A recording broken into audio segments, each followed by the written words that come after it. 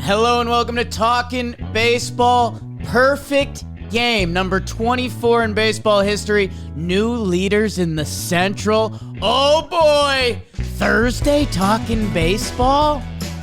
What?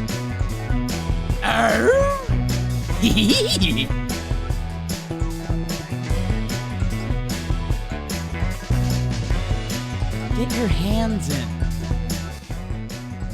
Just gotta get the barrel on it. Hello and welcome to Talkin' Baseball. Presented to you by SeatGeek, the geeks of seats. You guys know SeatGeek. Code TALKIN, $20 off your first purchase. Download the app. Code TALKIN, $20 off. It's so easy to use it. Jay can use it. And you never know what you might see at a baseball game, Trev. That's kind of the beauty of this sport. You might buy a ticket off SeatGeek. You know, could be anywhere in the ballpark in Oakland.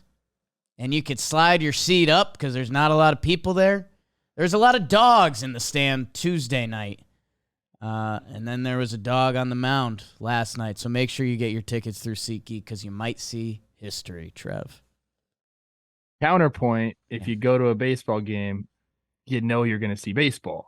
Oh, yes. So there's that aspect to it. Well, sometimes you get there and it gets rained out before it even starts. Oh, don't say that. That's a good point. But they'll probably show some baseball in the video while that happens. You get that blooper reel. Lasorda falls over at the All-Star game. Trev, how are you? You know I'm good, and you know why I'm good. I had a great morning this morning. Special edition Talking Baseball Thursday. You're so famous that we had to mix the schedule around. I'm okay with it. I'm flexible. Yeah. Flexible, man. Although I realized yesterday, I played some golf yesterday, and I think that's my main problem is I got to get more like fully rotational with it. Like it's a whole different thing with golf. Yes. And you know, I'm no Nicky Cass. Like I don't suck like that, but I'd like to get better. I'm playing a lot more lately. Tennis has been giving my legs fit, so I'm trying to figure out what to do now with my competitiveness. Golf never has been that for me. I'm a leisurely golfer. I don't even put my scores in because I don't play any tournaments. I rarely play for money. If I do, I don't care. I won't even take any strokes when I probably should take strokes. Right. I don't know how we got here. You and me aren't take strokes guys. I don't care. I don't care that you're better than me at golf. Like, let's fucking do this. We'll figure it out. Okay. That's exactly how I feel. Like, I'll Venmo you that money. Yeah. Yeah. I realize I'm going to lose. Trev, I don't know why we ended up there at all because it was a big night in baseball, a new leader in the AL Central. We're going to talk about that. And we were planning on moving up this episode anyways, because you're right. I am heading out to NASCAR Chicago. Right. Whoops. And let's just do it. And it's going to be a little bit of a funky, shorter ep because a lot of the series aren't done yet. But man, Trev, I looked at the standouts. And what do you do? I got mine. What do you do? I loved your pick because it's a team you've been hot on. That's called a teaser in the industry. I mean, let's just get into it and see where we land, right? Aim for the moon and land in the stars. Isn't that what you're always saying? I kind of like that saying. I don't like the whatever. Yeah, I like that saying. Do we just do the perfect game now? Like, people are here for that, right? Like, we're making content. I don't know. Poppy, you got the freaking jersey on. Let's just do the perfect game. Your team desperately needed something fun to happen. And it happened. You know what? I mentioned this too. So let's just do it. Let's do the perfect game. And the perfect game is brought to you by NASCAR. I mentioned it's the reason why we originally moved up this ep. I'm flying out tomorrow. Shy City. Do you think about me now and then? Going out for a NASCAR. Some good music out of Chicago, dude. Poe Pimpin'. Do or Die. We're going to be at the first ever NASCAR through the streets of Chicago. Joe's McFly snaked his way in there. Canobio, sure. The Talkin' Giants guys. I know it's going to be a ruckus one. I think there's some interviews with some racers coming up, which that should be very interesting. It's like a 3-day weekend event. It's through the streets of Chicago. We might be sneaking over to the Cubbies game Saturday. We'll see. But this race is going to be awesome. It's the first one, July 2nd, 5:30 Eastern, NBC. Again, it's not your traditional race. It's literally through the streets. It's the first time they're doing it. We're going to be there. If you're around in the area, come through. They've got concerts going on and stuff. It's going to be an awesome weekend event. And if you can't and you're not out there, watch it. Again, July 2nd, 5:30 Eastern, NBC. All right, so, Trev, let me paint a picture for you because I'm going to tell this story probably 3 times today.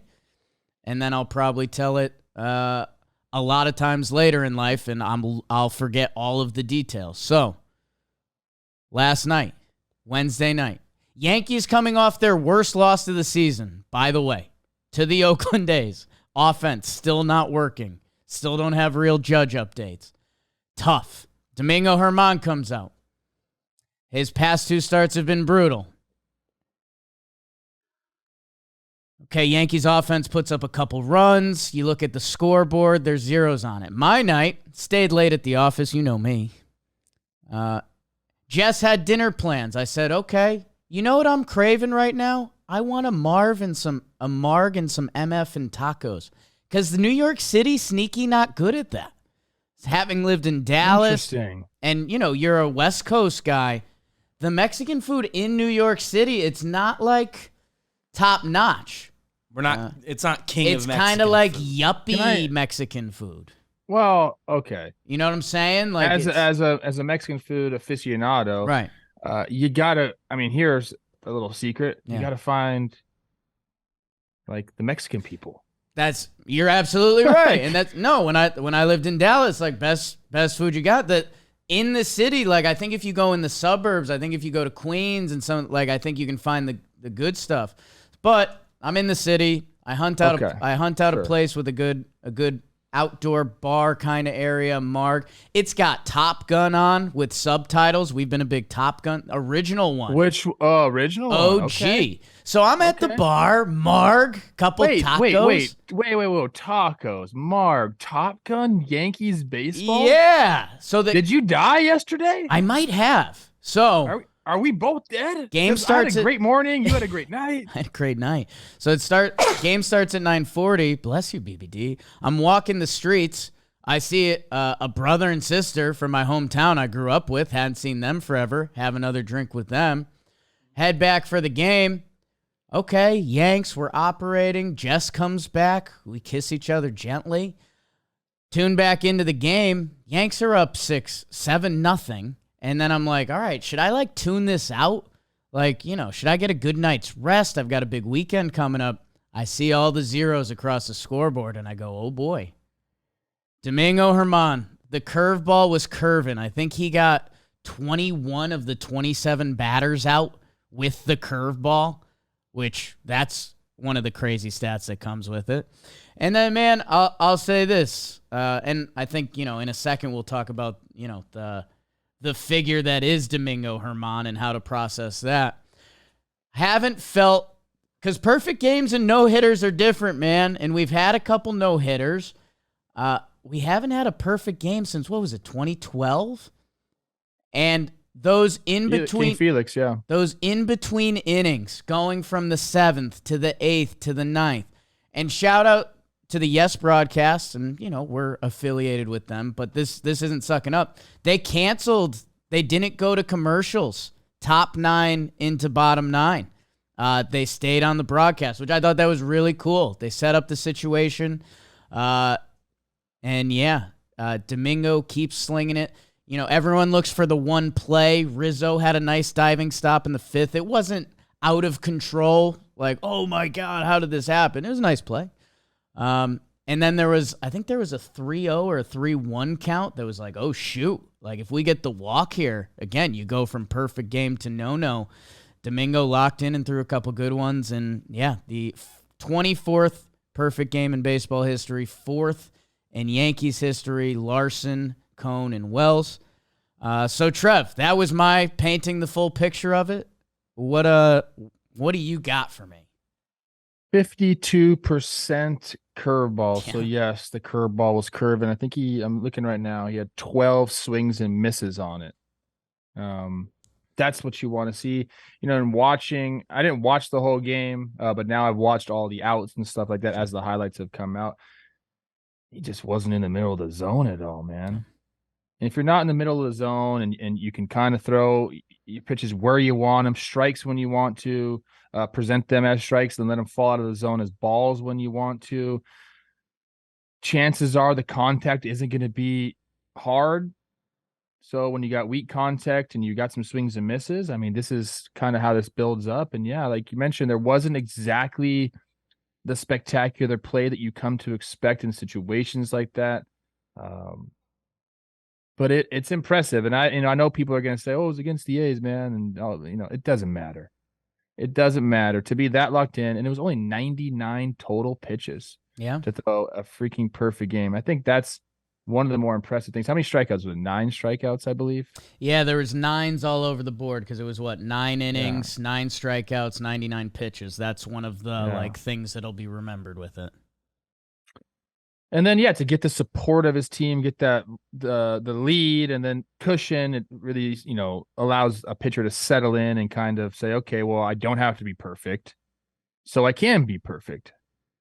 It's kind of where I landed on it. Like I said, you guys really needed that. Something to lift Yankee fans' spirits up, because the night before we had Joe's McFly posting pictures of the 98 team saying, Pop, this is the Yankees. I'm like, bro, you're down bad if you're putting up glory day pictures right now. And so are we going to look at this and say, this is the turning point in the Yankee season? They're going to go, probably not, to be honest with you, because they still need that guy, Aaron Judge. But anytime you can see something like this, it's pretty special, and I keep watching it. I have the highlights running right here. Everything is, they're chasing, and he's just on the peripheral of the strike zone, and a lot of weak contact. So snaps to Domingo Germán. That was it's obviously impressive. 24th. That always shocks me that there's only been 24 perfect games thrown. A lot of no hitters. Ton of no hitters. And yeah, kind of explaining to Jess, because Jess was like, hey, you're up kind of late last night. I was like, well, it was a perfect game. Only 24 ever, everybody out. She was like, ooh, she was in on it. She really liked the phrase perfect game. So that was. So you threw your perfect game, and then Domingo finished off his. Sure did. Domingo Germán's first complete game in the majors. He had one in Double-A in 2017.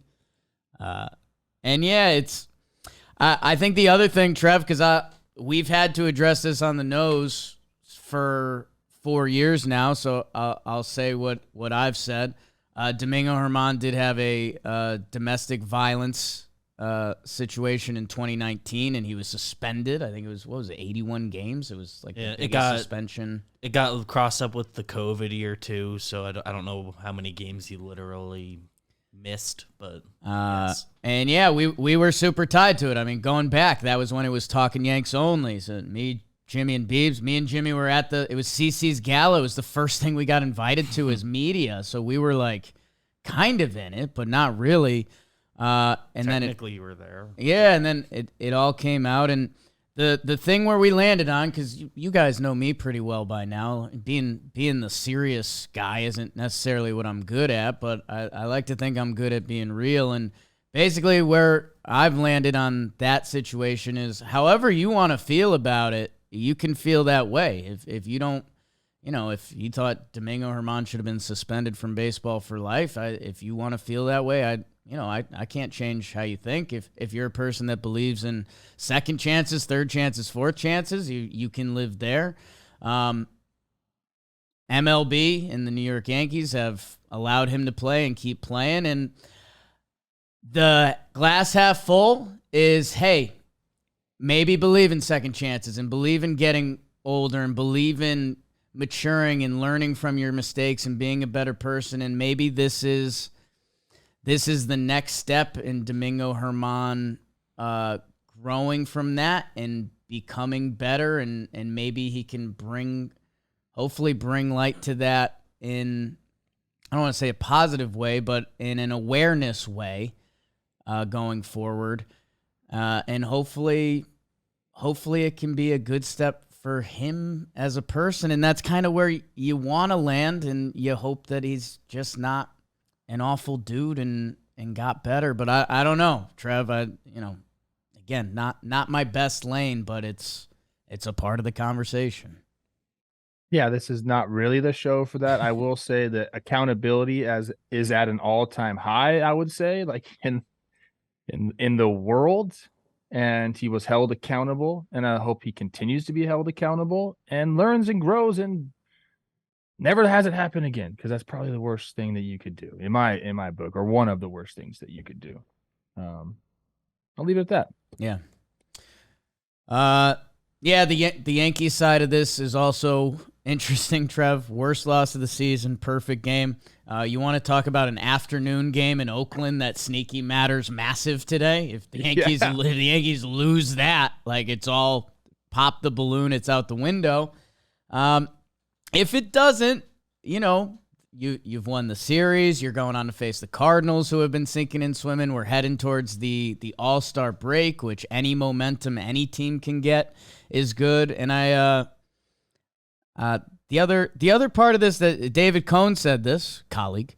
Yeah, I love David Cohn, man. I miss him. I feel like I haven't been around him in a while. He's been doing a lot. I mean, he does a lot, man. He's doing the ESPN broadcasts on Sundays and a lot of David Wells threw his Yankees perfect game, and he was kind of a polarizing figure for a lot of people, and that kind of, again, polarizing for different reasons, but that kind of, I don't know, sent him on like a better path for baseball and person, David Wells, that maybe it could be that for Domingo Germán, and maybe for the Yankees it can be, people love pointing at stuff.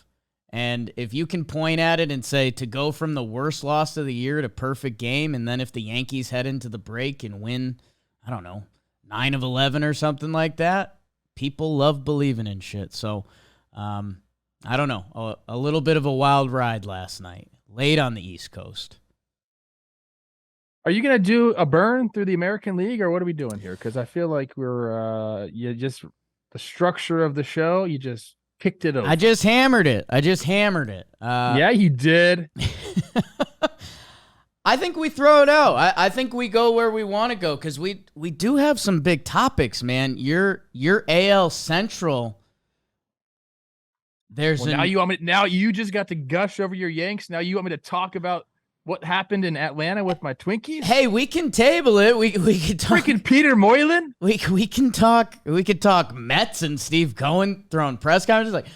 This has been our biggest topics up in a while, and I think that's why we're flipping the script. So if you're ready for some Twinkies, we can. Or I got other stuff for us too. Yeah, I mean, I definitely want to hit a few of the series, because I feel like there are some big ones going out there, like some really fun, awesome baseball being played, specifically DBacks Rays. Yeah. First of all, aesthetically pleasing as all hell. I didn't think that was going to be the case, but the white DBacks unis with that little bit of I'm kind of colorblind when it comes to I think it's a teal blue on the letters. Yeah. Hot. Yeah. And the Rays with the baby blue, and Siri with the dreadlocks. Hot. Siri. But if you want me to just go talk about how my Twins are 2 games under 500, out of first place since God knows when, the Guardians picking up steam, sure, let's do it, dude. So you don't want to talk D-backs Rays? Because you just kind of did. The Twins go down to Atlanta. Okay, here we go. And they get swept. In the end, they shut. I mean, this is where it gets a little murky for me, because I'm not the biggest fan of players only meetings. I called one once. I got in trouble for it. That's a famous Bob Melvin and me story. So I don't know what they do, because you can talk about everything that you want to talk about. Sometimes there are issues, maybe if there's something going on in the clubhouse where, like the Wander Franco situation, something was going on there. If you want to have a meeting about that, someone's not trying hard or doing that, then okay, let's have a closed doors meeting. Let's hash it out. You got something to say to me? Let's just say it now, bro. I've had that happen, and those are good ones. Sometimes you need that sort of closed door meeting. When you're just getting your butt kicked, and I don't think they had a hit with runners in scoring position the entire series. 0 for 23 with you runners. Score 3 runs.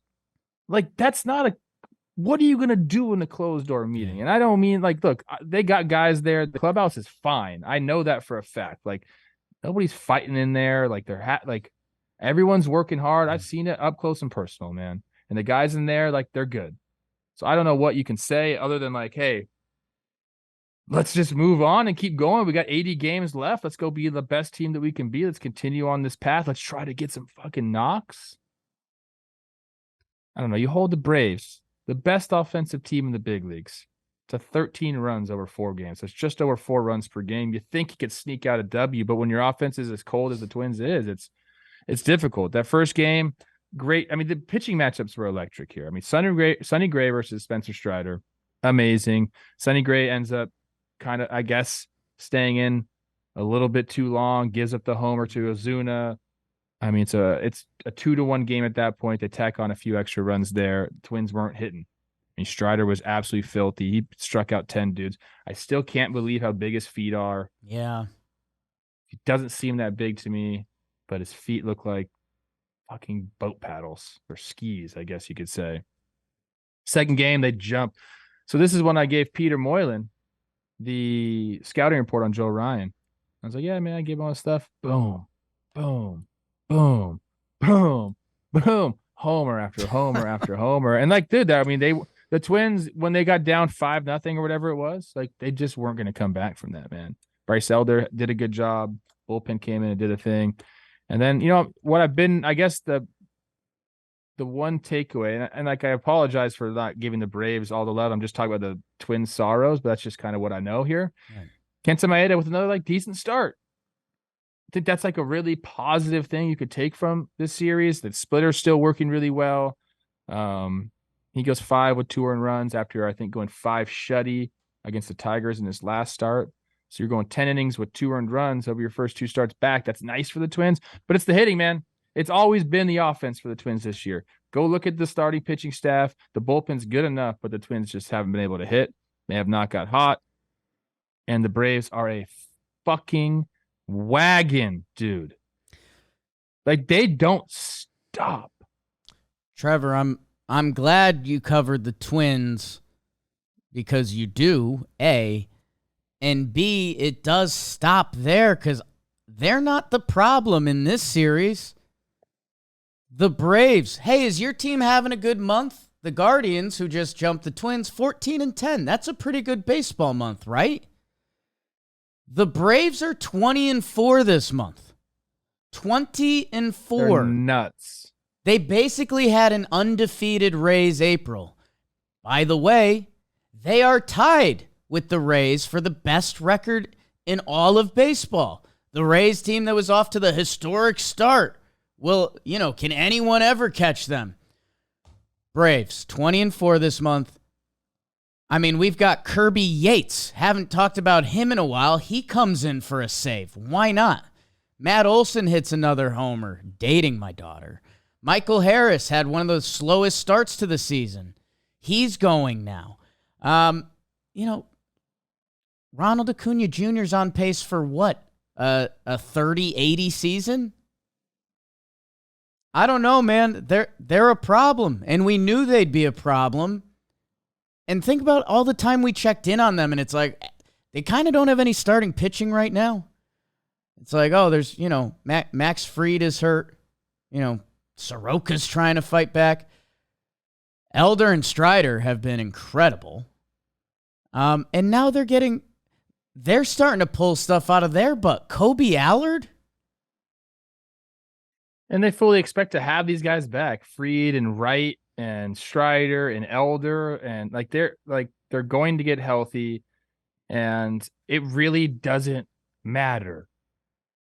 Like, you hope that comes to fruition and they have those guys doing it if you're a Braves fan, but right now you can win games in so many other ways.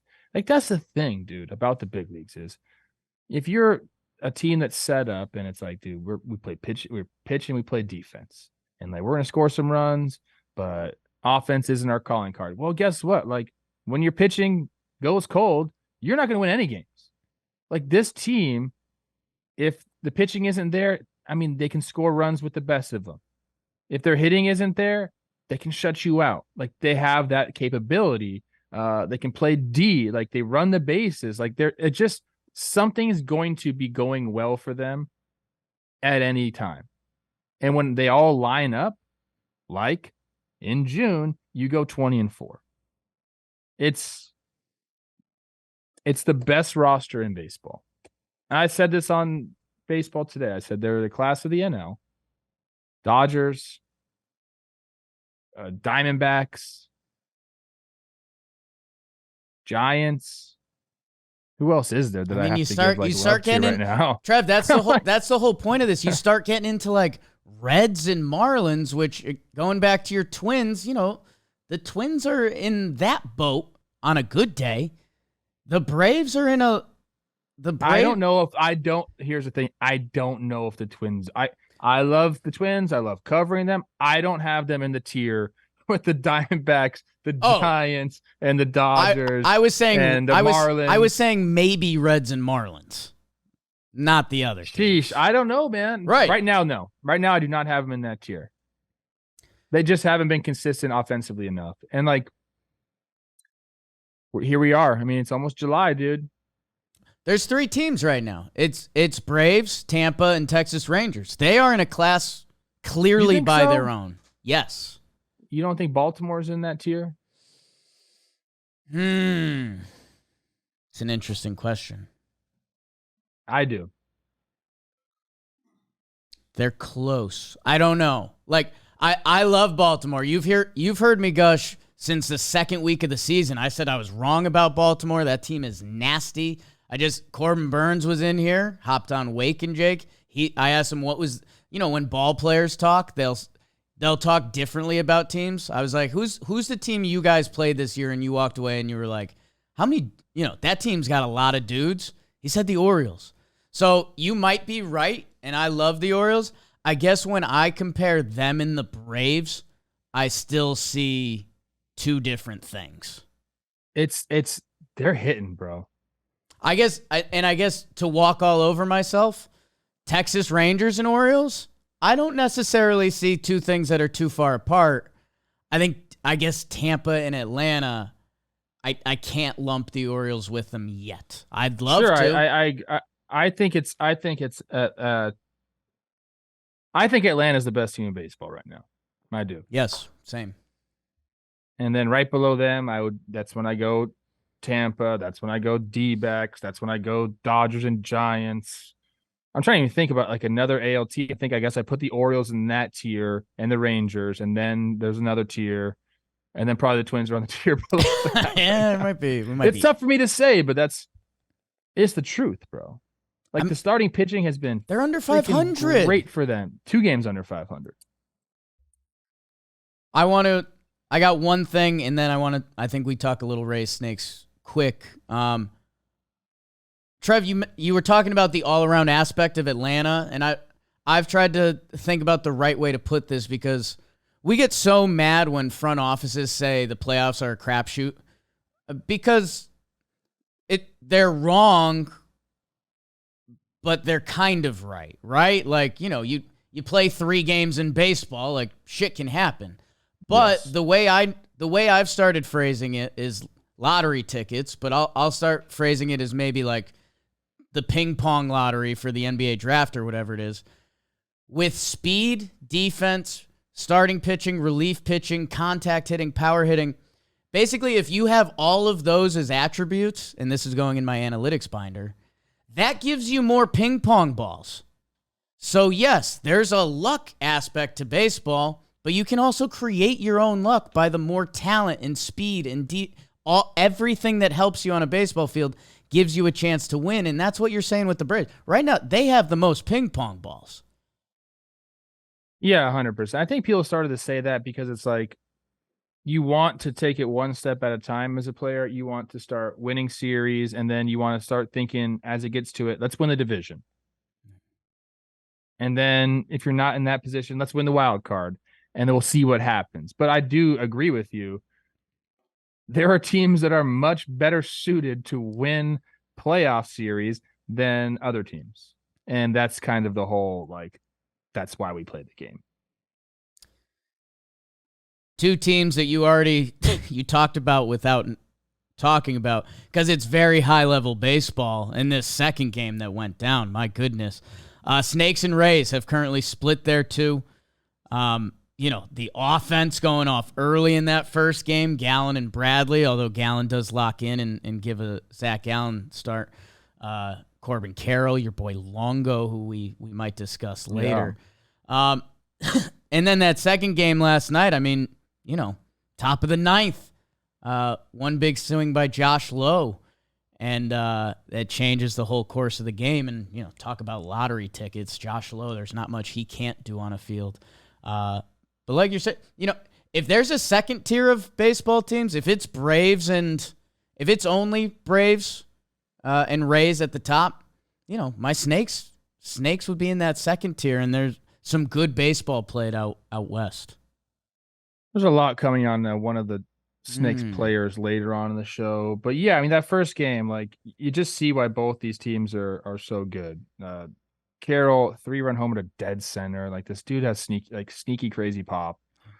I went into a card shop yesterday before we had a team party for my Snakes at the bowling alley. I got some card packs from the open, and then I made a challenge. I said, okay, whoever has the most strikes wins, and I bought a Corbin Carroll rookie card.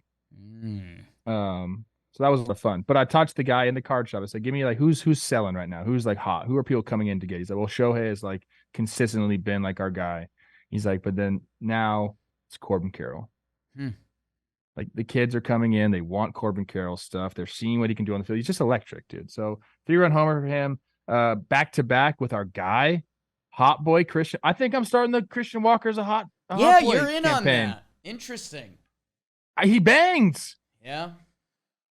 Like, not like traditionally handsome, I don't think. Never been on the bald thing, but like him and Longo are kind of like the ball bros. Doing it there.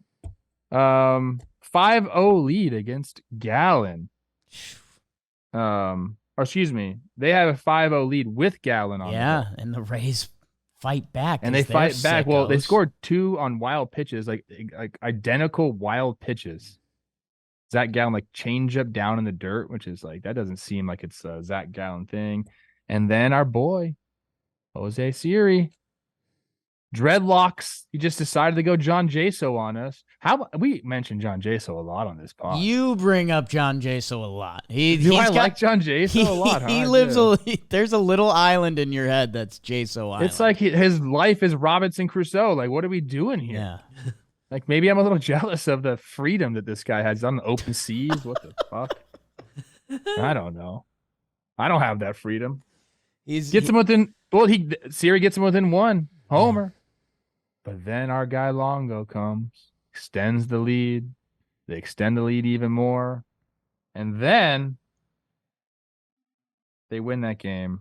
Then the Rays the second game. Great. It's a 2-1 game.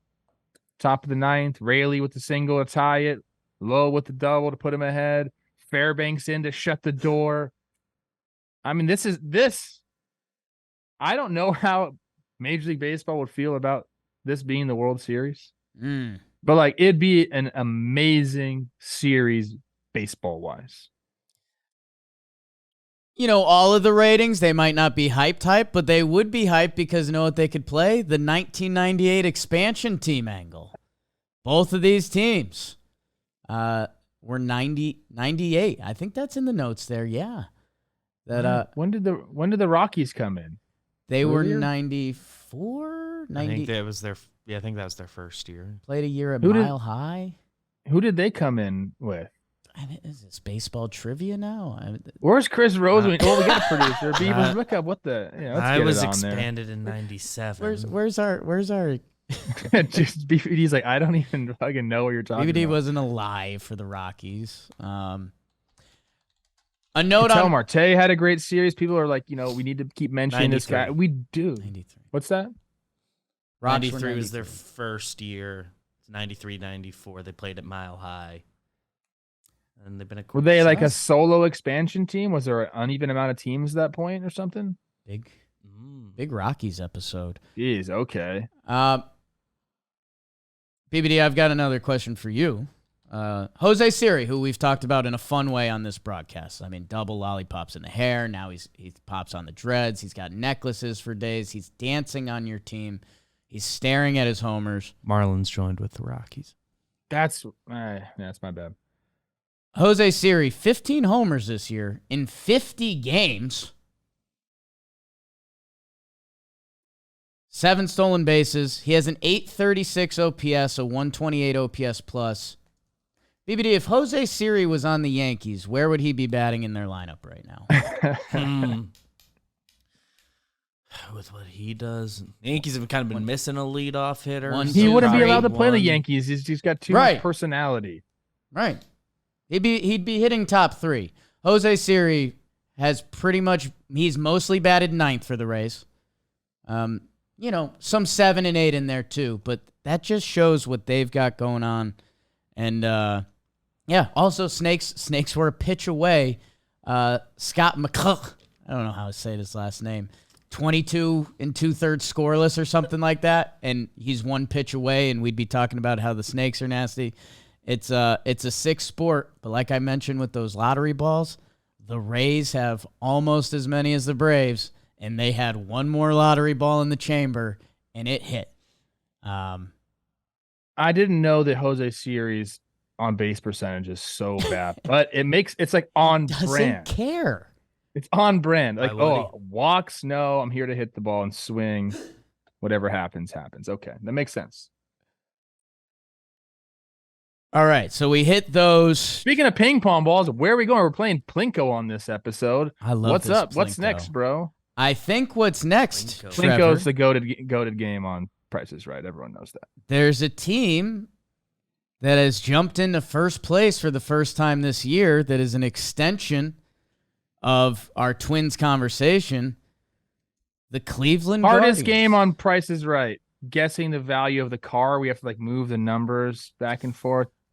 So we just did a little Price is Right popped up in the Weekly Dumb this week. Funky episode. Go check that out.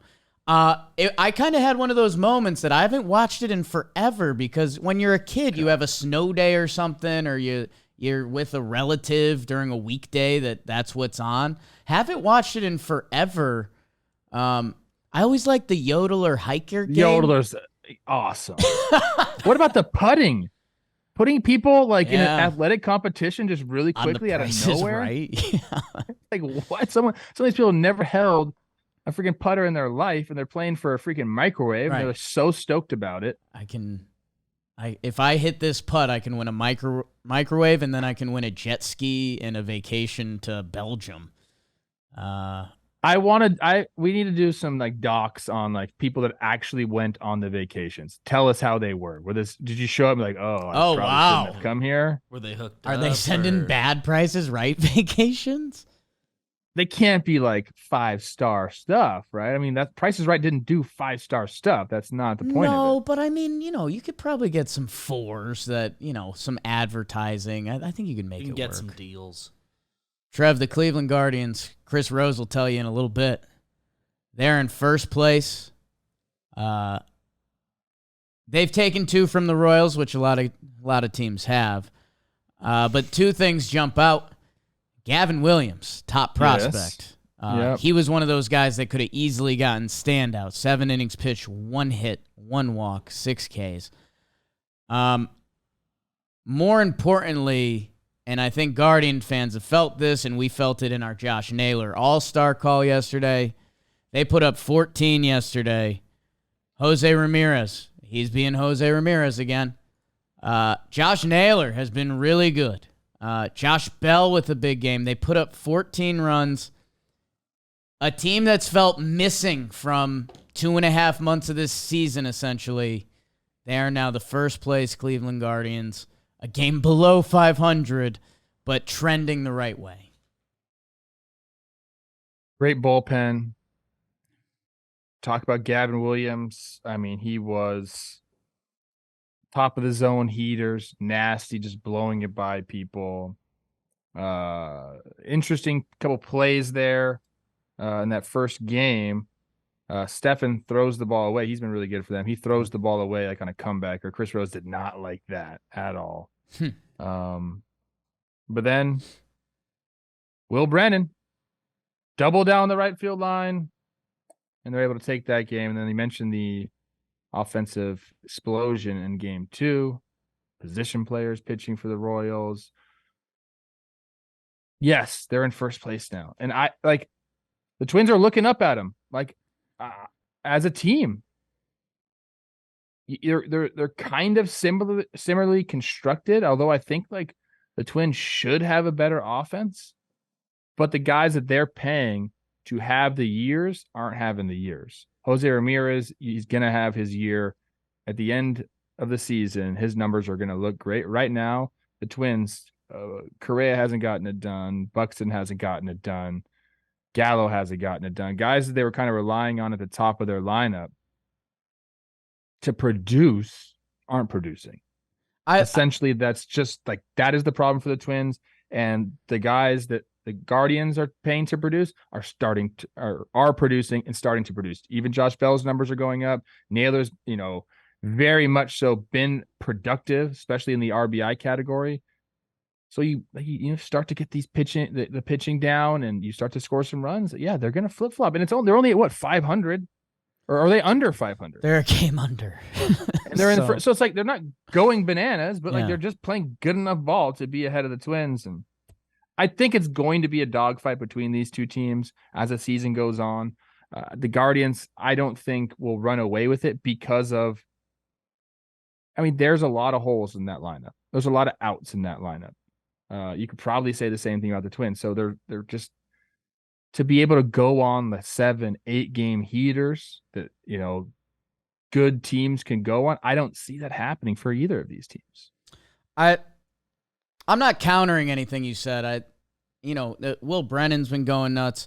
I do think you mentioned the guys for the Twins that when you look at that offense have to go and be that guy, et cetera, et cetera. Carlos Correa is really good, a really good hitter. What makes him special is the way he can play shortstop, the toughest position to play on the field. He's a career 825 OPS, which, again, really good. What makes him special is the way he can play the shortstop position. Jose Ramirez as a hitter, man, he provides something different. He's a switch hitter. The past 4 seasons, he's been above 140 OPS plus. That's the difference. He's been top 6 in the MVP the last 3 years. He is special. I know you do is he talked about enough? I think so. I think everyone who follows baseball knows that he's that guy now. But man, he is a difference maker. And while they were waiting for some of the young kids to click, whether it's Brennan or whichever, pick your Naylor. Now that they're starting to go, Jose Ramirez is Jose Ramirez. He's led the Trev, do what you want with this. He's led the league in intentional walks now the past 2 seasons. Well, yeah. No, he's a stud, and he's consistently a stud. You give that guy the money because he's going to be money every single year. It's incredible what he's turned into. It really, really is. It's consistently a top 5 hitter in baseball. That's amazing. Right. Consistently to be able to be in that conversation is nuts, because there are some incredible players right now in this game and hitters. Go around the league, check it out, man. But he's always up there, and I agree. Look, the Twins have a lot of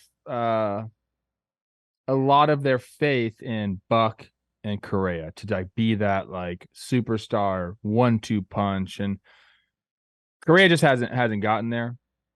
He's kind of just whether he was struggling with the fastball early on this season, made a little bit of an adjustment on that. We started the season walks and thought that was going to happen. Started to see some hits to the opposite field, and he started pulling some balls. Okay, it's all going to come together. And like I believe he's one of those players. Like the numbers will be there. So if I'm saying that indicates he's going to have a big second half. For the Twins' sake, I really hope he does. Buck's been kind of more of a mixed bag throughout his career. Like there are times where this guy he could be in that conversation for one of the top hitters in the game, but it's been streaky, it's been inconsistent. And right now, I mean, if you're looking at their team, there's not one person besides Ryan Jeffers who splits time and Royce Lewis, excuse me, who is just we love Royce Lewis. He's been incredible. Royce Lewis is just getting his feet wet in the big leagues. He has an 825 OPS and Jeffers has an 804 OPS. Everybody else under 800, and there's only a few guys in the sevens. So it's like, it's just not going to get it done. Trev, this Bop Around episode, it's a great time to remind people we will be bopping around Seattle. If you're going to be out there for All-Star Week, look at BBD with the graphics. Shout out to our guys, Matt, Blake, Sarah, Gavin, that help with our graphics and our T-shirts and everything. Sick All-Star Game shirts coming, by the way. We will be out there Tuesday, July 11th. We are hosting an event at Optimism Brewing Company in Seattle. We had VIP tickets sold out because everyone wants to see Chris Rose and Trevor Plouffe and Jolly Olive and BBD and I guess myself. But there are still tickets. We're doing a live Talkin' Baseball. We're doing a live ref guest. That'll be some John Boy Media content. So hey, if you think this is your audition, that's a scary thought process. So probably don't come in with that mindset. But it's going to be a ton of fun. We've done this the past few years now, third year in a row.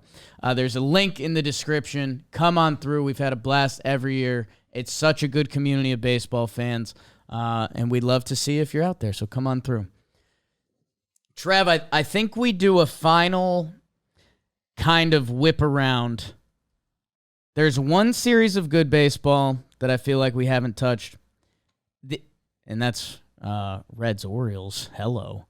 The other thing that I just think needs to be noted before we do a more traditional second half of the show, Trev, some teams are digging holes right now, like the final holes. Padres lost 2 to the Pirates. Mets are Cohen's hosting pressers. Who was the other day? Mariners have lost their series to the Nationals. Like, we're in full-blown, like, everything we kind of said in a good way about the Guardians, like, hey, we've kind of missed you this year, and you guys have landed in a good spot, and I hope that keeps going. These other teams, we've kind of missed you this year because we've been waiting for the go switch. And I don't know, man. Like, it's almost Trevor Plouffe announces you dead time. I mean, gosh, every franchise wants us to pronounce them dead. I don't know if we like the Guardians. They've landed in a good spot because of the division. I mean, right? They're still under 500. I can't like sing the praises of the Twins or the Guardians if you're sitting at under 500. I mean, like, get over 500, guys. Like, that's makes me mad, to be honest with you. Yes, there are holes being dug. Seattle with the All-Star game there this year, like the high hopes that they had. I mean, that just hasn't come to fruition at all. And like, it's been consistently bad. I want to see what their record is month to month. I'm going to get it up right now. Get it up. I got it right here. Got a little something in my throat. Yeah, you water. okay? Attaboy. 1-1 in March, tight. Nice. 11-15 in April. So you dig yourself a little hole, but then you get out of it in May. You go 17-11. Things are looking good. Hey, we can do this. 9-14 in June. Man, is there a run of baseball still left in the Seattle team? Gosh, it's if I'm a betting man, I say yes. There's still a run of baseball in this Seattle team. Okay, do you not? I mean, I know that Mariners fans don't feel that way. Let me rephrase it a little bit. Okay. Padres, Mets, Mariners. If you had to pick one of them that you're in on, like, I think they turn this around, they go, they figure it out. Oh my gosh. Crazy, right? Like Mariners. I don't think I'm in on the Mets in that equation. Okay. Which, by the way, if you told us that before the season, that's crazy. Yes. I agree. And I'm like, do I have like a great reason for that? Not really. And like, I probably don't have a great reason for feeling like one of these other two teams is going to go on a run. I would say I would the Mariners. Okay. You know, I'm an old school guy back in my day pitching. They're first in whip in the big leagues from their starters. Okay. It means something, dude. Yeah. They don't walk anybody. The bullpen's fine. Fourth in bullpen ERA. The whip's up there a little bit. That doesn't mean, bullpen to me is, they got guys in the back end of the bullpen. Man. I think I'm going Mariners in that scenario. I mean, it's tough for me to not say the Padres too, just because of the name brands on the team. But if you're asking me, and I'm coming up with an answer on the spot, I think the Mariners still have a run in them. But dang, they got a tough division, and they haven't really shown that fight yet. If you asked me 2 days ago, I would have said the Padres, and they just lost to the Pirates, who are coming off one of the worst months of baseball. I don't know, man. All of these teams, it's tough to find it, but you know, in the story of baseball that like one of them probably should. Like we'll be talking about one of these teams as that awful first half, but look how good they were in the second half. In my head, it was the Padres because they've been missing offense. Like the defense and pitching has been good, and their team's strength should be offense. But it's hard to buy into any of those three, man. Seattle hasn't hit. Julio hasn't been what they need him to be on that offense. And then I just looked at their schedule. They got the Rays coming to town before going to visit the Giants. Some big boy baseball needs to be played. So, get your big boy pants and go do it, I guess, right? Doing some digging. If last year on this day, the Mariners were 20-28 and 6.5 out of a wild card spot. They're technically is this in a better when I pronounced them right dead? Now. When did Trev pronounce them dead last year? When did Mike Trout drive the zombie stake through the Mariners that started their season? Beebs, you can go look that up. I'm looking. It was in June. I know that. June. I know sometime June. They lost 2 out of 3. It was just over a year ago, I believe. June 19th was the end of the series where they got swept. So from June 21st on. You have the craziest look in your eye right now. They were 10 games below 500. I've seen that look a couple times. I don't know. A lot of teams are asking me to do it. The Mets fans have been the most vocal in my timeline about asking me to pronounce them dead. Yes, the Padres fans, after losing to the National. Oh, wait, who's playing the Nationals right now? The Mariners. Oh, okay. So that's been recently in my timeline a lot. Hey, you got to do it now. I don't know, man. I don't have the same feeling. Okay. I don't have the same feeling. I actually kind of believe in this team. It's crazy that they hate hearing that news. People are mad that we were talking about the Braves and how good they are. They're like, oh, I can't believe the national media now is talking about it. It's like, shut up, dude. You think I'm national media? Like, yeah, are we the best show in the history of baseball? Yes, but don't call me national media. Yeah. I don't associate with national media. I don't. Sorry. We're not. And when you say shit like that, it makes me mad. Trev, my final notes in this area before we go to the next part of the show. Phillies have won their 2 games against the Cubbies. By the way, Cubbies, be careful. Don't lose your guys' momentum. Marlins took 2 from the Red Sox, by the way. Phillies have been, I think, the second hottest team in baseball, depending how you knife it up, but they've lost ground on the Braves because that's the division. But they've fully turned their season around. They deserve some love. And then, like I said to you before, a series that could have rivaled for best series, and 2 teams that I think are shadowing each other. The Reds and the Orioles comes down to extra innings on the final day.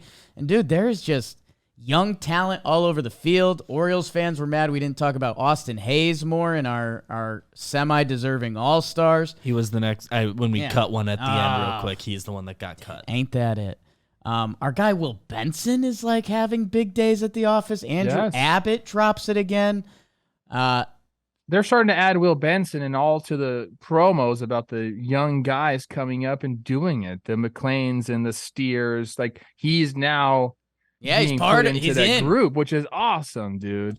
Abbott with another great start hold the Orioles in that game to 1 run. A day after the Orioles put up a freaking 10 spot on him. So hey, Abbott, you're the stopper. Hunter Green, I think they just announced he's going to be out until August. So he'll be fresh. He'll be fresh then. They got to figure that out. I'm sorry, dude. Like I keep saying that about them, but then they fight back, get that last game. And that's kind of like, dude, when you're hot, you win games like that. So shout out the Reds, man. Sorry, Gibby. That was not a great start. 4 2/3, 6 earnings, but you're facing one of the hotter offenses in baseball. They were 26-33, and now they're 43-38. So are they 17-5? I mean, with the expanded wild card and that division, that's enough. And the other guy that we kind of leave him out every time, and he's by WAR, he's been their best player, TJ Friedl. Man, I don't know. You up and down the lineup. Yeah, people are mad that we, everyone's talking about Ellie De La Cruz, and he's got all these, tools, and he produces the highlight plays. He's like, there's more to this lineup than just Ellie De La Cruz. Like, yeah, everyone knows, dude. You guys are, a wagon up and down right now. It's been your calling card. Like, the offense has been absolutely electric. It's been great, and it's been led by a bunch of different guys. So I'm glad you mentioned him. TJ Friedl, 320, 388, 885 OPS, 14 steals. Will Benson, now 848 OPS. These guys, bang, dude. Matt McClain's in the 9s, OPS-wise. Like, Short King, Matt McClain. Whoo! Jonathan India dates your daughter? You know what? I'd be happy for my daughter. I'd be happy for her. It's a nice pull. I'd get it. There'd be some weird stuff on the boat, but Jake Fraley, you get mentioned on the show too. We love you, bro. Like, there's guys doing it up and down the lineup. We get it. You get it. Your boy Jordan Westberg shows up in this series for the Orioles. It's going to be a fun second half, Trev. And it's going to be a fun second half of this show. No ad. Buy a shirt. Boom. Next. Oh, yeah. Standout performances. The standout that I am going with, and now I got to get down there. Love Hold on. this for you, Trev. We talk about my team, the Marlins, and we know what their calling card is. They twirl the pill. They got a few guys that can bang the ball around, but they've been missing probably, one of their offensive cogs in the lineup has been out for like 38 days, over a month. He's been gone, and he comes back in his return, goes 3 for 4 with a double, 3 RBIs, 2 runs, and a hit by a pitch. And it is Jazz Chisholm Jr., baby. I mean, look, I think they're probably the most unsung team of the year. Like, we give all these other teams so much love, and we're talking about this team, talking about that team. We're talking about the Phillies playing great ball. We're talking about Baltimore. Oh my gosh, they're like in that second tier. Dude, Miami is what? Like 1.5 games back of Baltimore. They're 47-34 right now. Like they're putting a hurting on these teams. They're winning series, dude. They win 1-run games. They do it, man.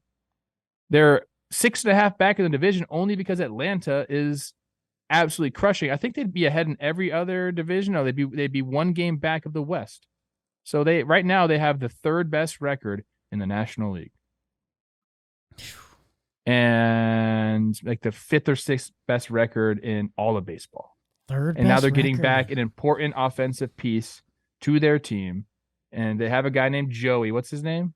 Joey Wendell. Yeah, Ugh. he's on the team too.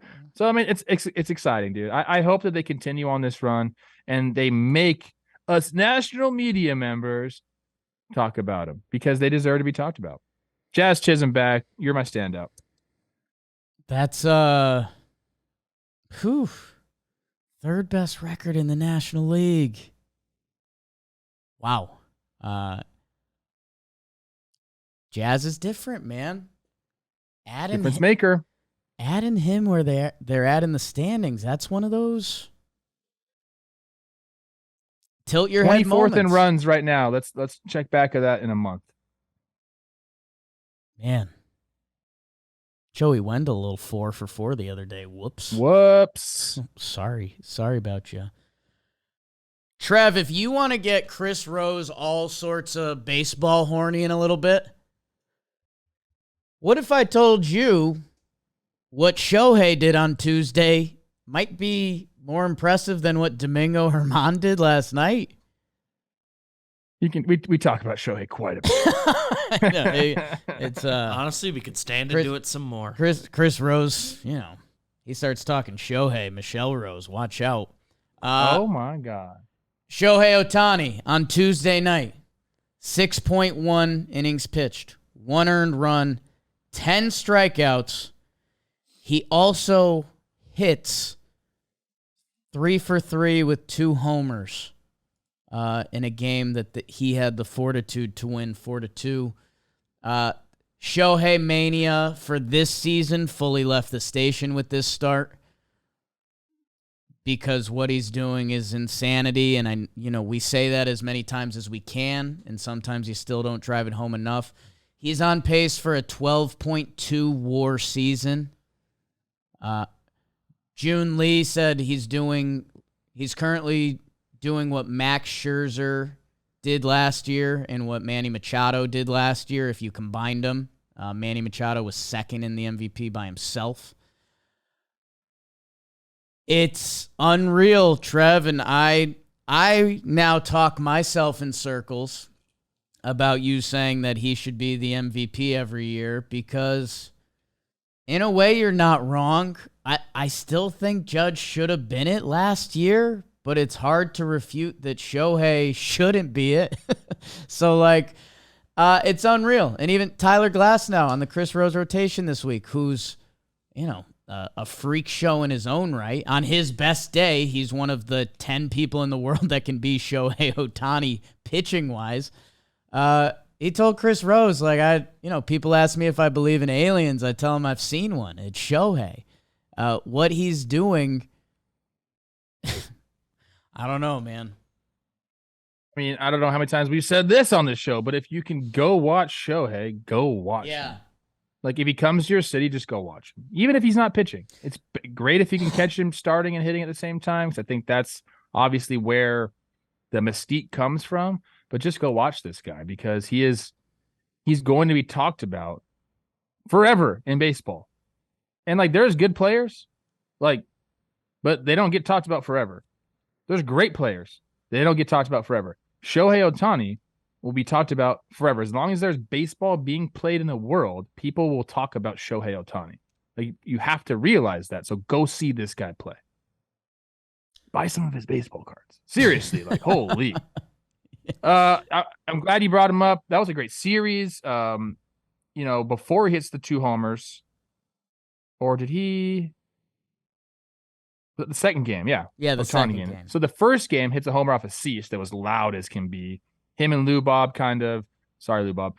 Go back and forth with the homers. That was the walk-off wild pitch. Moose is there. They stole 2 bases. How about that for Shohei? Him and Mike Trout double steal to set up the winning run.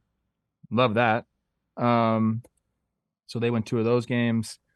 Trev, But the narrative has changed in Anaheim. Yeah. For the LA Angels. They're keeping Shohei. Like, there's no doubt about it.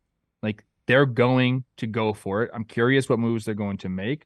Like, they have a good squad. If they can get their pitching like synced up, like Detmers is fucking nasty, dude. That first game was fun, nasty. dude. Detmers and Cease going toe to toe, and your home runs in that game, Lou Bob, Ohtani, and Trout. Like, yeah. Yeah, and then even in that second game, like the White Sox made it a game. Estevez gets the double play with the bases loaded up 2 in the 9th. Like, good baseball being played. Like, they need Neto back, in my opinion. I think he's kind of like makes them go a little bit more. But yeah, good standout. I'll give you a little Jakey shower thoughts. Trout is one of the most unique dudes of all time. He was like consensus best baseball player for a decade. There's an argument, he's one of the best baseball players of all time, depending how this winds down for him. And by the way, when I say winds down for him, I think he's currently 849 OPS. I think that's come down a little bit recently, but he's still Mike Trout. He's still balling out. Kind of going back to Japanese players' batting stance, and they win the WBC, and how do we teach the game and play the game right? I think there's going to be a funny moment like 30 years from now, maybe 10 years from now, maybe a week from now, where we're like, Mike Trout was the best player for a decade, and then Ohtani came over, and they were like, well, was he faster than Ohtani? Not really. Ohtani, straight line speed. I think Ohtani had him beat. He's like, well, he had more power than Ohtani, right? No.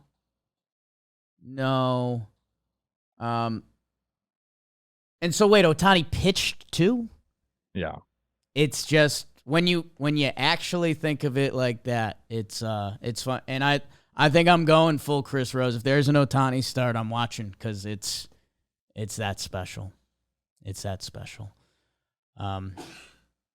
Man, Trev, a lot of Patrick Corbin made the potential standout performance list. Yes, he did. Holy smokes.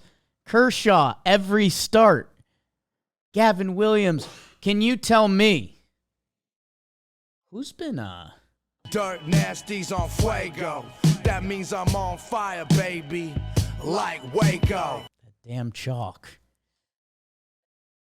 Bro, we didn't even do a series. We're just, because the series aren't over. Yeah. For the week of June 22nd through June 28th, our guy, Louis Robert Jr., 9 for 26, 5 homers. He liked hitting in Anaheim. 7 RBI, 6 runs for a 1.2. How about Ronald Acuna Jr.? A lot of juniors doing it. 11 for 29, 2 doubles, 4 homers, 5 ribbies, 8 runs, 3 walks, 5 stolen bases. He passed Freddie Freeman for the most regular season home runs at Truist Park with 72. Garrett Cooper, speaking of Miami and their offense, 11 for 23. That's a 478 average, 2 doubles, 2 homers, 6 ribbies. Brandon Marsh, who's kind of been going all season long. Like, is he the guy that nobody talks about enough? Kind of not. 9 for 16, 2 doubles, 2 homers, 5 ribbies for a 1.6. So he batted 186 with a homer and 48 Ks and a 500 OPS in 118 plate appearances from May 10th through June 18th. Not good. Since then, since June 18th, he's got back on the wagon. He's batting 600 with 2 homers and only 2 Ks for a 1.6. What's his overall numbers? Can you check that out right now? I guess I can get that. Who do you want? I got it right here, guys. Okay. Brandon Marsh. Yeah, 834 OPS, 365 OBP. Solid player right there. He's on the Fuego list. And then a starting pitcher for the Seattle Mariners, who I said can go on a run. Brian Woo. Yeah. He's got a nice heater, 2 games. 2 games started, 10 in the third innings pitched, only 1 earned run, 12 Ks. Doing it. For 2 weeks, and this is the list you want to be on, people, I'm telling you. My birthday, June 15th. How about that? Did you wish me a happy birthday? If you didn't, you better do it right now in the comment section. Through June 28th, Shohei Ohtani, we mentioned him a lot. 17 for 47, 7 homers in those 2 weeks, man. He also pitched. Yeah. He went 2-1, 19 in the third innings pitched with only 4 earned runs. That's a 1.86 ERA. I'm going to say that again. He hit 362 in these 2 weeks with 7 homers. Yeah. And then he pitched in 3 games. 19 in the third innings pitched and only 4 earned runs for a 1.86 ERA. If you think he's not the MVP, you are an imbecile. Sorry. How about Zeke Duran, though, for Texas? 19 for 45 in this time. 4 doubles, 3 homers, 5 ribbies, a stolen base. He became the first Texas batter to homer on the 12th or higher pitch of an at-bat since Adrian Beltre did it in 2011 against the Angels. I like that. Long at-bats ending in a homer, the most satisfying thing you can have as a baseball player, as a hitter. Just talked about this guy, Reed Detmers of the Los Angeles Angels. 2 games started in that time. He's gone 14 innings pitched. Divide that in half, Jake. Go. Not a math. 7. Not a math guy. Yeah, it's 7. 14 divided by 2 is 7. Okay. You weren't listening to me. That's why I gave you that. 18 Ks for a .64. Only 1 earned run in those 14 innings pitched for a .64 and a .5 whip over his past 4 starts. Detmers has a 1.05 ERA with 34 strikeouts. He struck out 8 or higher in all 4 of those games. And then to end off in Fuego, how about the closer, Devin Williams, for our Milwaukee Brewers? In 6 games, he's got 5 saves. He's pitched 6 innings, only 1 hit, 7 Ks. That came after I saw him get beat up by our Twins. Locked down ever since then. Shout out Devin Williams. Shout out all the guys that are in Fuego. Trev, I did zone out for a minute, and I'm sorry, but I'll explain why. A couple notes. Brandon Marsh, been around the league a little while. Brandon Marsh is 25 years old. 25 years old. He might just be breaking out and being good. Reed Detmers came to the office, lefty, getting hot. 23. Yes. Yeah. Young guy. And to cap it all off, Brian Wu, who gets a shout out there. I'm going to invest in this a little bit. I won't be surprised if he ends up on one of your hot boy lists in a year or 2. Good-looking young fella. He's 23. I think those 2 years of major league ruggedness will put him in a real good place. And I'm going to make a push. I did this on Talkin' Yanks. Brian Wu, 950 Twitter followers. Let's get Woo Woo Bear over 1,000. All right, I'm gonna go follow him. Let's get Woo Woo Bear over 1,000. Because he's and I can see. I need to see more pictures of him, but I can see he's got the. Is this really him though? Age into him. That's really him, man. All right, he's followed by a guy that I know. Following 952. Hey, I missed a few things, and then I have to give my award because Chris Rose has something happening that I have to get to baseball today. So I missed that there is a month-long in Fuego. Wow. There are guys that we want to talk about. So we already talked about that this week because we had to negate the series. And maybe if we're into the month thing, it's kind of a rolling player of the month. I don't know. Kind of love it. So the hitter is Shohei Ohtani. He went 39 for 99 this month. Okay. That's a 394 average. He hit 13 homers this month. Drove in 26 runs. Not to mention what he does on the hill, people. Go see Shohei play. I can't stress that enough. As a starter, I'm going to let you pick real quick. Blake Snell, 5 games, 31 innings pitched, 3 earned runs, .87 ERA, 53 Ks in those innings in 31. Or Yuri Perez, also 5 games started, 28 innings pitched, only 1 earned run, and 35 Ks for a .32 ERA. Who you picking? Love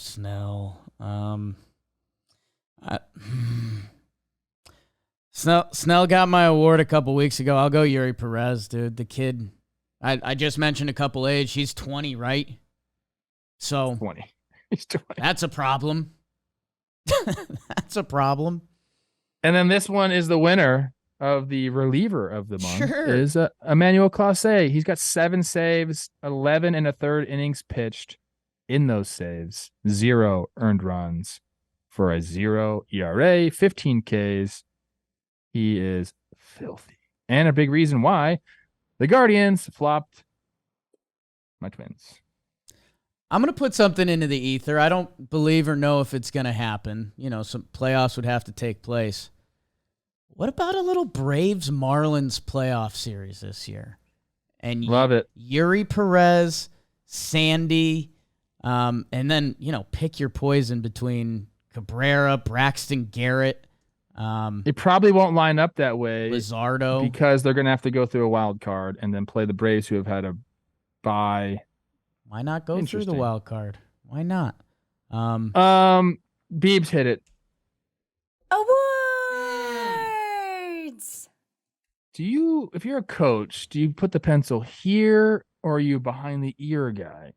I'm a behind the ear. Me too. This is not it. That's not the look. No, it's not. Let's try hard. All right, guys. I'm giving your favorite player's favorite player award. This is a guy who, if you know the show, you probably already know who I'm going to talk about because he is like my idol on the baseball field. And I've had plenty of mentors. Justin Morneau, big factor in my career. Joe Mauer, big factor in my career. Josh Willingham, huge factor in my career. Guys that I leaned on, that I played with. But if there was one guy that I looked around the league and just wanted to be like, and I still want to be like this guy. And I don't envy a lot of people, dude. I don't. I love my life. I'm happy, man. But I want to follow this guy's model. It's Evan Longoria. The consistency that he's had playing ball. He can still play a great third base. He's hitting the ball really well this year. Right now, he's got the 871 OPS, bro. He's slugging 569. Longo doing it. And he's not a youngin'. No.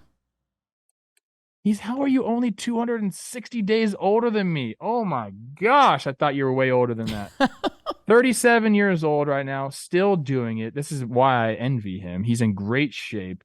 He did something when he homered against the Rays that put him in a category. Only 70 people ever to play the game have homered against all the other teams in the league.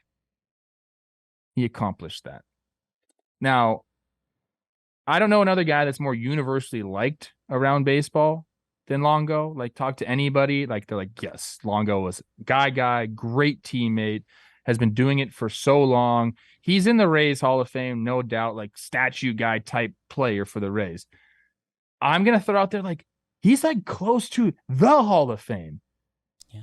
And in my Hall of Fame, he's in. He's 59 career WAR right now. Go check out guys like Harold Baines, who he's in the Hall of Fame because of longevity. He played a long time. I think he's got a career 39 career WAR or something like that. Yeah. Longo has that working for him. 342 homers. He's almost at 2,000 hits. I know those numbers aren't the traditional Hall of Fame numbers, but again, I'll keep saying we need to stop thinking about the Hall of Fame like that because it's just not how it goes anymore. The specialty pitching is different now. Guys have shorter careers because of the way front offices think about dollars and where they can find the values. It just doesn't happen. Longo's been able to have a long career, but he's on the cusp of the Hall of Fame. He's one of my favorite players. And yesterday, to top it all off, not only to become the 70th player to hit a home run against all the teams, which I think is just awesome. He sent our team, the Snakes, who won the championship, a video saying congratulations. And we played it for the boys, and they were so fired up, dude. Big leaguer Evan Longoria. And I've been telling him, this is my guy. So they were so fired up, sent a great video, and I just like, man, like there's just no one better than him. I love him. Wanted to give him my award. Your favorite player's favorite player award goes to you, Evan Longoria. You freaking beautiful stud. He's handsome too. He's been on my hot boy list. Yeah. Snakes on snakes on snakes. Trev, I thought it was 69 players. The fact it's 70 still cool. Put that one in your pipe and smoke it. We've been saying that a lot recently. And yeah, man, Trev, there's something to getting old that I'm starting to appreciate a little bit. That Evan Longoria, great style too. Like everything this guy does is legit. He's a fan of our content too. He's come to the content house. He's commenting on everything. Sometimes it's mean. He likes Joe's. He doesn't care. Yeah. Oh, he loves Joe's. He lets it fly on social media. That's great, dude. I'm telling you. You turn 30 in sports, and once you turn 30, you realize a little bit what that means. Those 31 through 34, he's like a league average player, which what you're saying, before 30, this guy is a Hall of Fame, perennial all-star candidate kind of player. The last 3 years, whatever was in the water in San Francisco, whether it's rest or taking care of your body or whatever it is, the last 3 years, he's been an 813 OPS hitter. He's got an 871 OPS this year, leading the baby snakes around. The fucking snake charmer, Evan Longoria. He is, I guarantee you talk to people in that clubhouse, and they'll say he's a massive reason why they're where they're at. Yeah. Like the prep work that he does, the leadership that he has, just the demeanor that he has. Sometimes I'm going to tell people on our show to go root for certain players because I just know they're good people and do things the right way. This is the guy you root for. I mean, he looks so good in that uni too. It's a good-looking guy. If you're a ball player, model yourself after Evan Longoria. That's the bottom line. Trev, I'll go quick. I know Chris Rose needs you, but you're going to like this fun fact real quick because we missed this series, we missed this team, and this is a team that we're not always the most popular with. But I'm going to give out not your ball player's favorite ball player, but a favorite ball player to a lot. I think we've got some content coming out soon. And this was from a Fanatics list, and we think it's right, and there's no reason to really think it's wrong. Number one selling jersey in baseball is Shohei Ohtani, and that adds up for a lot of different reasons. Any guess who's number two? Any guess who's been number two? I think this is from the start of 2022. Start of 2022. I believe. We got Ice got involved, so sometimes the sources aren't great, but I believe in them. I think they did good. Yeesh. Yeah. Tough question, right? My guess would have been Judge, question. but I don't think we're talking about it. It is not Judge. No. It's not Jazz, although I thought maybe that could be him. Not Jazz. Cover boy. Hit me, bro. Wander Franco. Sometimes in baseball we can get bored of stupid guess. That's a stupid It's an awful guess. guess. Sometimes we get bored of jerseys. Sometimes we get bored of the same stuff. This guy had one of his top 2 or 3 seasons last year. This guy won the World Series. This guy had a nice night the other night, beating down the St. Louis Cardinals. Jose Altuve. He gave us a little hint there. I should have got that. Sometimes, man, we get caught up in the new pretty thing and this, that, and the other. Altuve, 846 OPS this year since he's been back. And, winning the World Series helped sling some jerseys and stuff. Wasn't a big Astros episode. My short king, Altuve, slinging jerseys. By the way, there might be another Astro on that list. We've got a video coming out on it soon.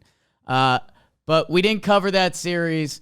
Altuve had a big game the other day. He's back, and it's been the lurking monster all year, right?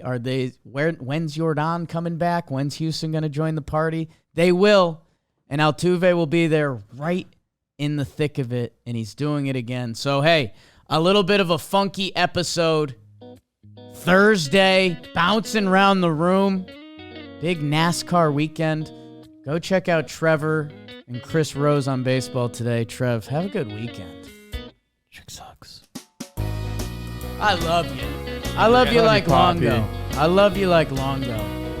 Man, if the three of us ever went out together, look out. Keep your girl close. Not going to do anything. We're all happily married. That's another thing I love about him. Happily married, got kids. He's about Loves it. his kids. Brings him to the park. Adam LaRoche.